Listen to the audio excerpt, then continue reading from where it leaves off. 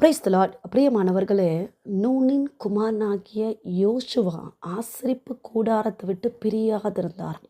இந்த வாலிப நாட்களிலே கர்த்தரை உறுதியாக பற்றி கொண்டதுனால யோசுவாவுக்கு கிடைத்த பிளெஸ்ஸிங் என்னன்னா, உபாகமம் 34 9வது வசனத்தில் மோசே நூனின் குமாரனாகிய யோசுவாவின் மேல் தன் கைகளை வைத்தபடியினால் அவன் ஞானத்தின் ஆவியினால் நிறையப்பட்டான்.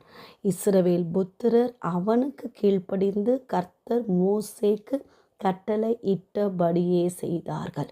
பிரியமானவர்களே, மோசேக்கு அப்புறமாக யோசுவாவை ஜனங்களை வழி நடத்தும்படியாய் ஒரு தலைவனாக கர்த்தர் தெரிந்தெடுத்து விசேஷித்த ஞானத்தின் ஆவியினால் நிரப்பும்படியாக செய்தார். ஜனங்கள் எல்லாரும், இஸ்ரவேல் புத்திரர் எல்லாரும் யோசுவாவுக்கு கீழ்ப்படிந்தார்களாம். இப்படியாக கர்த்தர் யோசுவாவின் தலையை நிமிர பண்ணினார்.